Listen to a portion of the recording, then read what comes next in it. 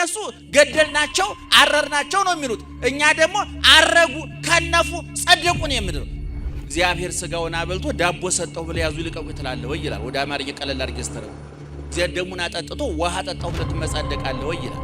እነ ዮሴፍ በዝሙት የተፈተኑት ከ17 እስከ 23 ባለው እድሜያቸው ነው። እነ ቅዱስ ጊዮርጊስ ሰማዕት የሆኑት በ23 እድሜያቸው ነው። እነ ቅዱስ ጴጥሮስ ሐዋርያ ሆነው የተመረጡት እስከ 55 ዓመት ባለው በሽምግልና ጊዜ ነው። አብርሃም ከሀገር ውጣ ከዘመዶች ተለይ እኔ ወደማሳይ ማር ወተት ወደምስታፈሰው ምድር ሂድ ሲለው አብርሃም የ75 ዓመት ሽማግሌ ነበር።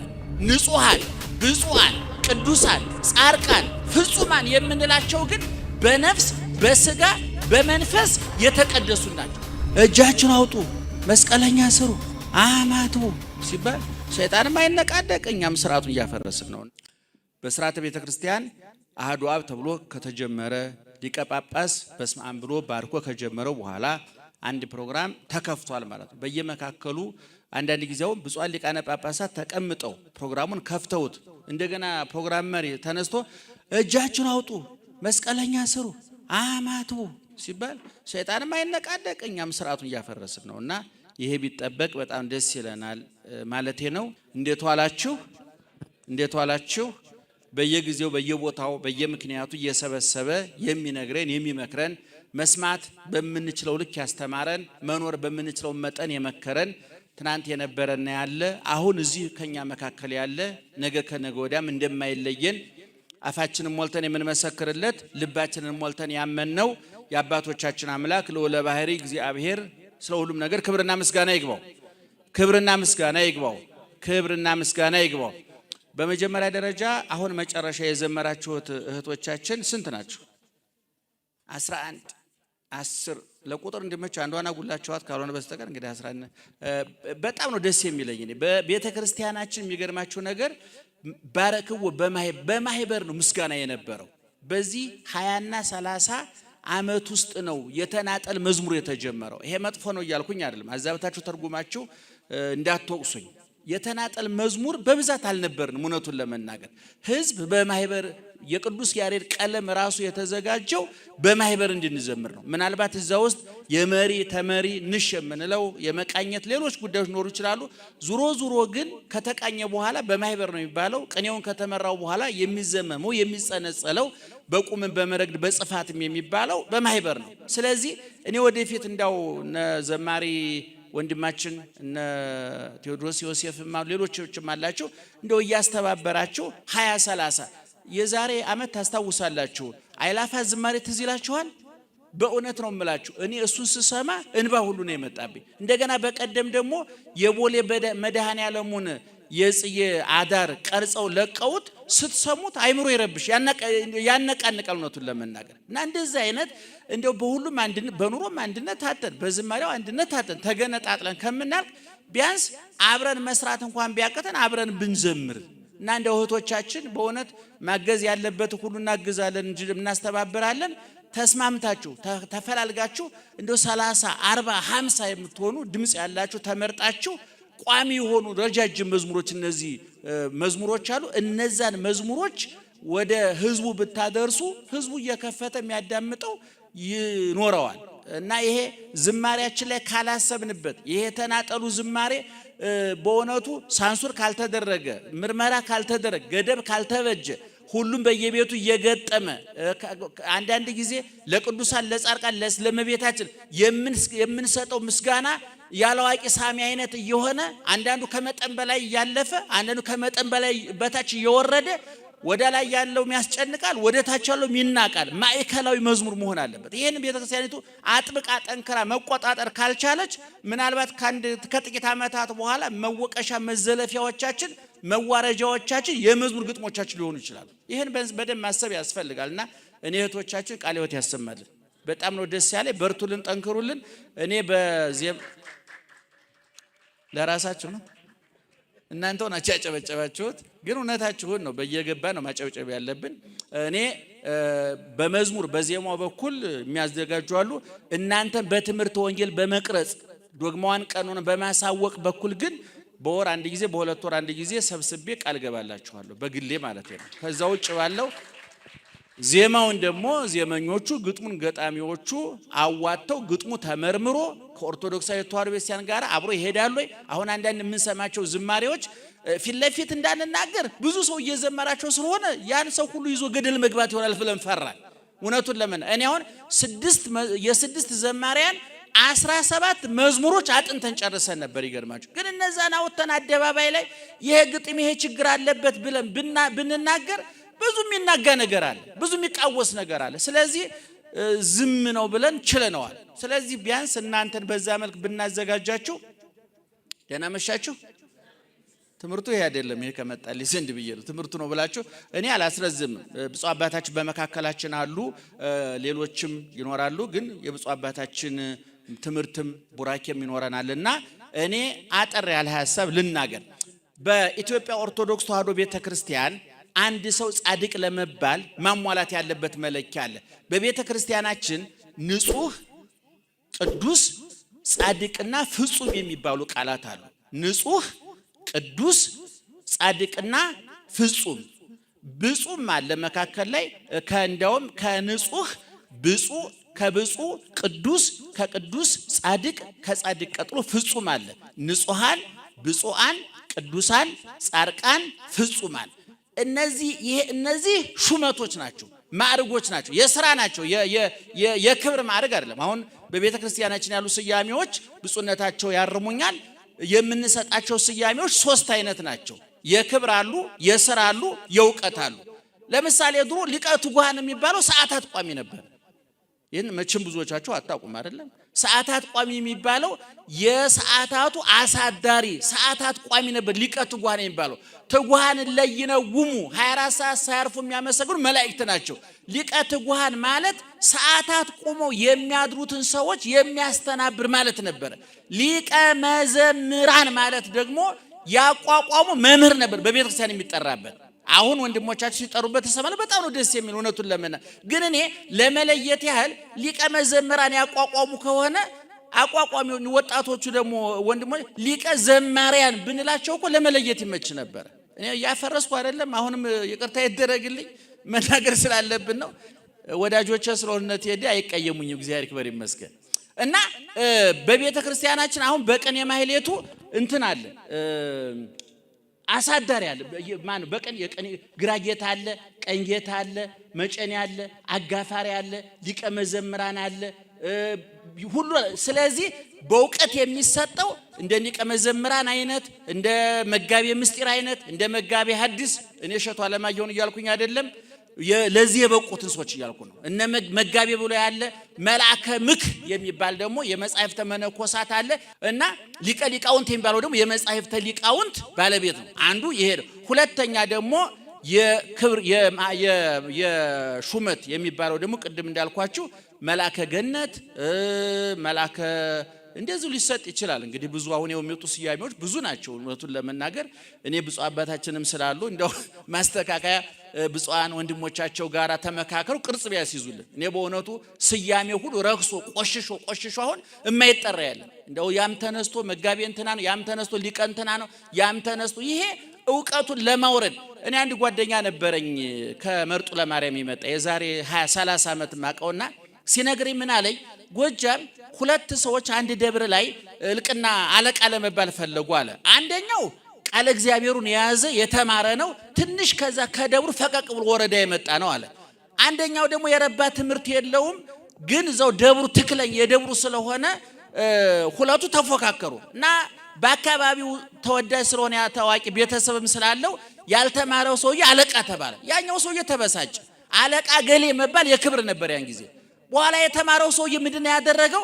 መንደር ለመንደር እየዞረ የጎጃምን ገበሬው ሁሉ አንተ አለቃ ገሌ ተብለሃል አለቃ።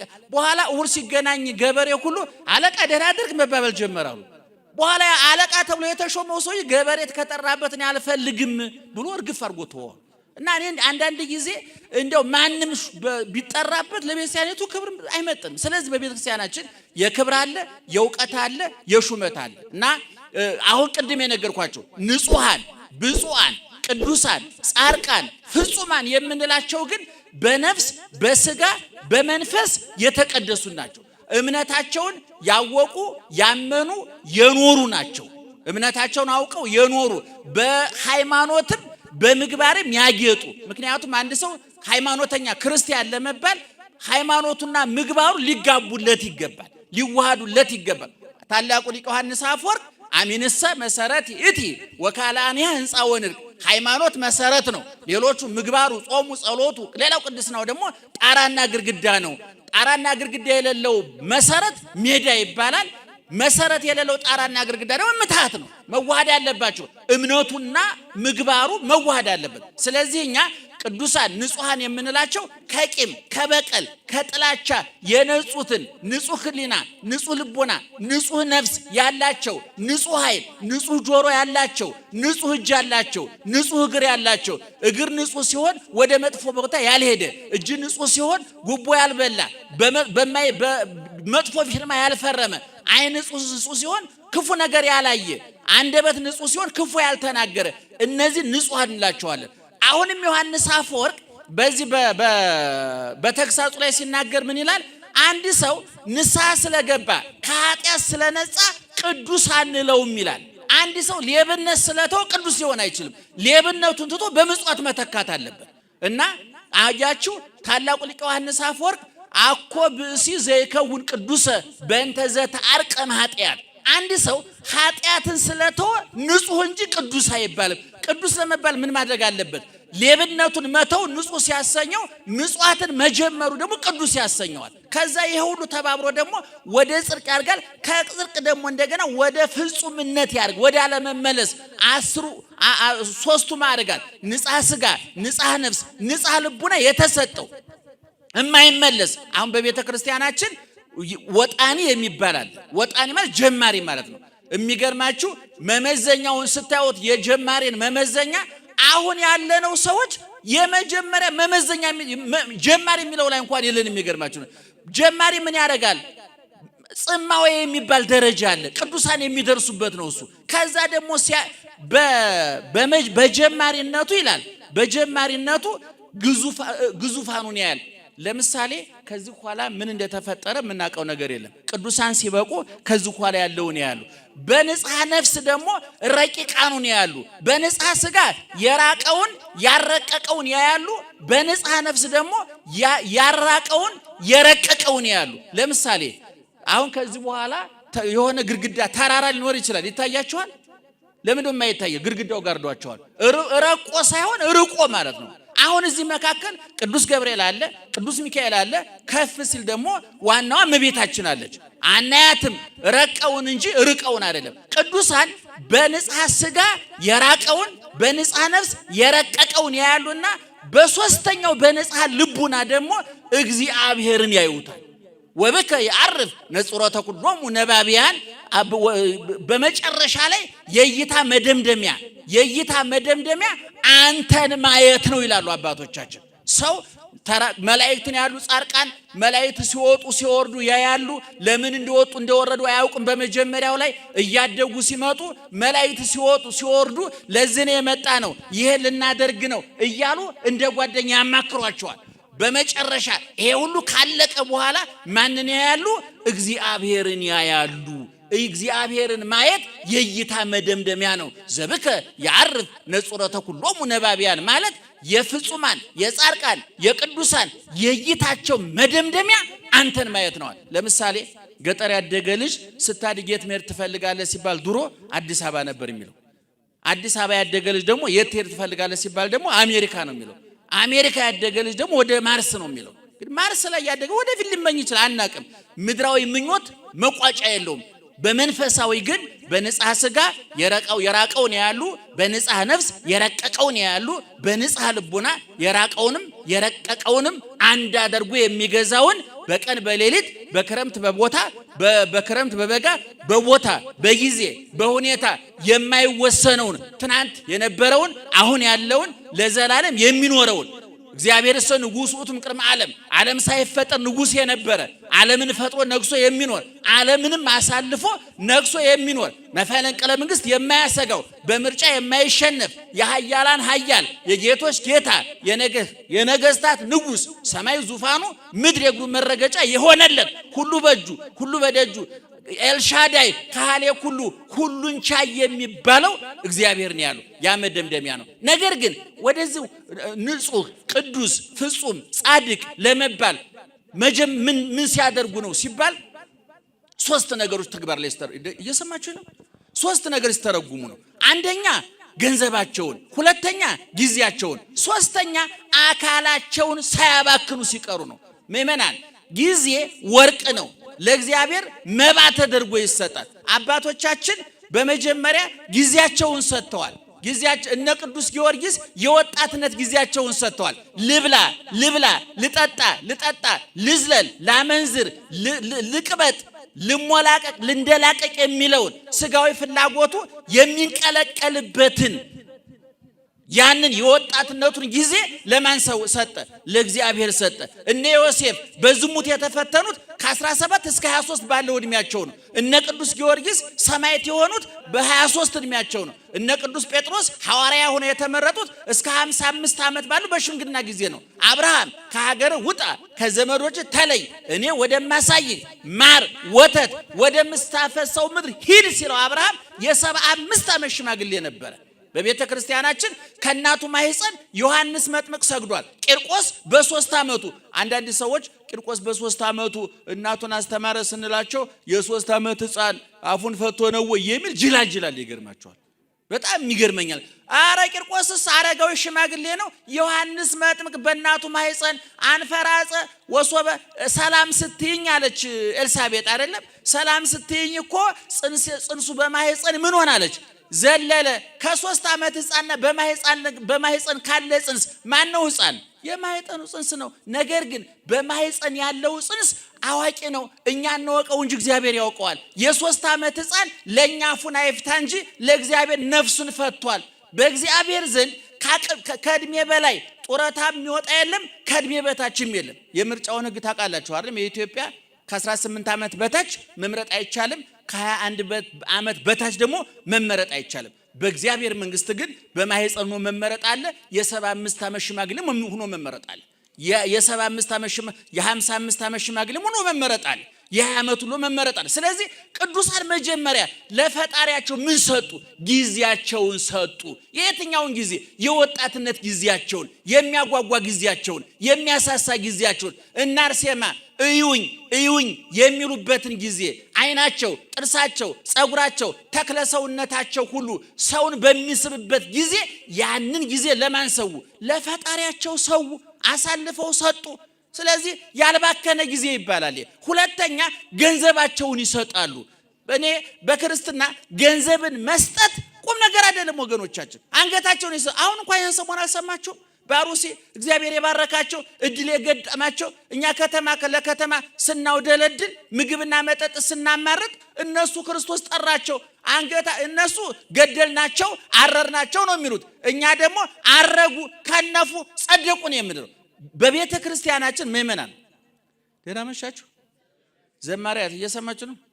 አስሮቹ በጣም ስሙኝ እና በቤተ ክርስቲያናችን ደመ ሰማዕት የሚባል ጥምቀት አለ።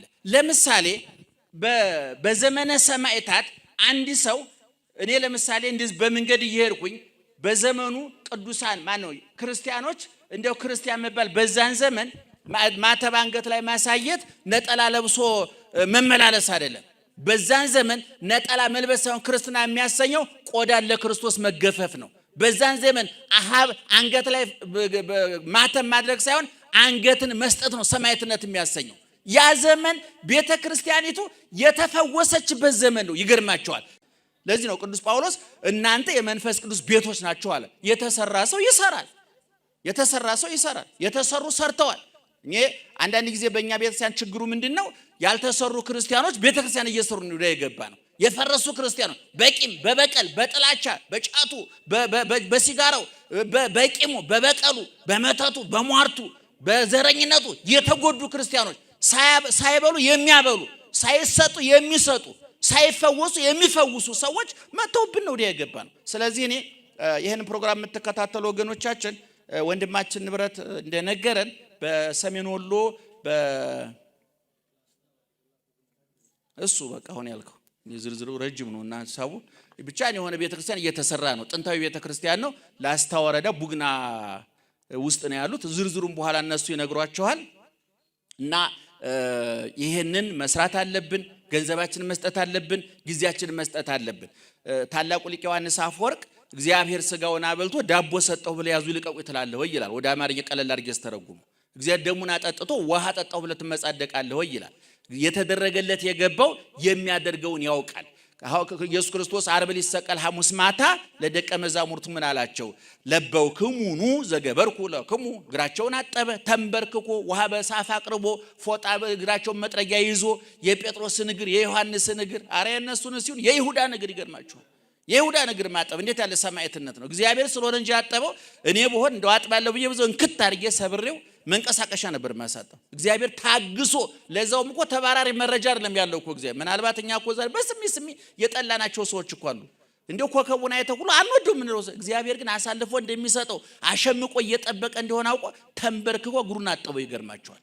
አያችሁ። ታዲያ እዛ ላይ ምን አላቸው? ያደረኩላችሁን ተረድታችሁታል? አይመርክሙኑ አወቃችሁን? ለበውክሙኑ ተረዳችሁትን ብሎ ጠየቃቸው። እኔ መምህር ነበርኩኝ፣ ጌታችሁ ነኝ፣ አለቃችሁ ነኝ። እኔ መምህራችሁ ሰው እግራችሁን አጠብኩ፣ ጌታችሁ ሰውን ተንበርክኬ በኪሩቤል ጀርባ ላይ ነግሶ ገኖ ይኖር የነበረ እግዚአብሔር አሁን እንደተራሰው እግራቸው ስር ተንበርክኮ እግራቸውን እያጠበ ነው። ይሄ የገባው ክርስቲያን በሚያደርገው አይመጻደቅም። የገባው ክርስቲያን በሰጠው አይመጻደቅም። አንዳንድ ጊዜ አንድ ሀብታም አለ ይባላል፣ ንፉግ ነውና ሀብታሙ የንስሐ አባቱ ይጨቀጭቁታል ስጥ እያሉና ቅዱሳን በመስጠት ክንፍ አውጥተዋል ሲባል ሰምቶ በኋላ እንደምን ማመጡ አንድ ጊዜ ትንሽ ብር ሰጥቶ ማታ ጎኑን ሲዳብስ አደረ አሉ። ምንድነው? ክንፍ አውጥቶ መስሎት ነው። እንግዲህ በብር እንኳን እግዚአብሔር ካልፈቀደ እንኳን የመላእክት ብር ክንፍ የዶሮ ክንፍ እንኳን በቀላሉ አይገኝም። በአሁኑ ሰዓት ቀላል አይደለም። ስለዚህ ማድረግ የምትችሉትን አድርጉ። እኔ ሁሉ ጊዜ እንደምናገረው እዚህ ሆቴል ድረስ መተን ይሄን ፕሮግራም ያዘጋጀነው ያዘጋጁት እነ ንብረት ያዘጋጁት ተሰብካችሁ ንስሐ እንድትገቡ እንድትቆርቡ አይደለም። እሱ ቤተክርስቲያን ነው። እዚህ የመጣችሁት ሁሉ ጊዜ የምናገረው ነው ደግሞ ገንዘብ እንዲሰጡ ነው። ገንዘብ እንዲሰጡ ነውና ያላችሁን ስጡ፣ ገንዘባችሁን ስጡ፣ ጊዜያችሁን ስጡ፣ አካላችሁን ለቤተክርስቲያን ለሰብናችን እንስጥ፣ እንታገል። እየወደቅን እየተነሳን እየረከስ እየተቀደስ እየታጠብን እየጸዳን እንቀጥላለን። እግዚአብሔር መሐሪ አምላክ ነው፣ ይቅር ባይ አምላክ ነው፣ መለወጥ መቀየር የሚችል አምላክ ነው። ይለውጠናል፣ ይቀይረናል ብለን ደጅ እየጠናን ነው። እስከዛው ድረስ ቤተክርስቲያኒቱ ፈተናዋ ብዙ ነው። ከላይም ከታችም ከጎንም ከውስጥ ፈተና አለባት። ልጆቿ ፈተናዎቿ ናቸው፣ ጠላቶቿ ፈተናዎቿ ናቸው፣ ፖለቲከኞቹ ፈተናዎቿ ናቸው፣ ሌሎች ሃይማኖቶች አልፎ አልፎ እታች ያለው ህዝቡ ቀና ህዝብ ነበረ። ላይ ያሉት ግን ጠማሞች፣ ተንኮለኞች የኢትዮጵያን ቤተክርስቲያን በማዋረድ የነሱ ክብር የጨመረ የኢትዮጵያን ቤተክርስቲያን በማሳነስ እነሱ ከፍ ያሉ የሚመስላቸው ነገ የሚጸጸታቸውን ስራ የሚሰሩ በየእምነት ተቋማቱ አሉ። የኛም ጉዶች አሉ፣ የነሱም አሉ። ስለዚህ ቤተክርስቲያኒቱ በዚህ ሁሉ ተገፍታ ነው እንግዲህ አልወድቅ ያለችው። ለምን አልወድቅ አለች? ውሃ ልኳ መሰረቷ ክርስቶስ በመሆኑ ኦርቶዶክሳውያን የተዋህዶ ሊቃውንት ደግሞ ቤተክርስቲያኒቱን ከሰው ጥገኝነት ነፃ ስለወጧት ከፓትርያርኩ ከጳጳሳቱ ከኔና ከናንተ ነፃ ወጡ። ቤተክርስቲያን ለማስቀደስ ስትሄዱ ብፁዕ አቡነ እንትና ይቀድሳሉ ብላችሁ ነው የምትመጡት። የእመቤታችን ዕለት ብፁዕ አቡነ ገሌ ይቀድሳሉ፣ መጋቢ እንትና ይሰብካል፣ ዘማሪ እንትና ይዘምራል ብላችሁ ነው የምትመጡት። ቤተክርስቲያኒቱ ከዚህ ነፃ ወጥታችሁ በህይወት በጽድቅ በቅድስና ያሉትን እነ ቅዱስ ሚካኤል እንድትማጸኑ ነው ያደረገችው እንጂ ወልደ ሚካኤልን ብትማጸን ወልደ ሚካኤል አንተ ስትማጸኑ እሱ ለራሱ ወርቆ ሊሆን ይችላል። ለጥቅስ አይበቃም። ቄርሎስ ዮሐንስ አፈወርቅ የምንለው ውሩጫቸውን ጨርሰው አርፈዋል። ለጥቅስ ይበቃሉ። ዛሬ እሸቱ እንዳለ መጋቢ አዲስ እንዳለ ብለህ ብትጠቅስ አንተ ስትጠቅስ ነው ክጀብ ይሆን ምን ማረጋገጫ አለ? በህይወት ያለ ሰው ለጥቅስ አይበቃም። እና ገንዘብ ስጡ።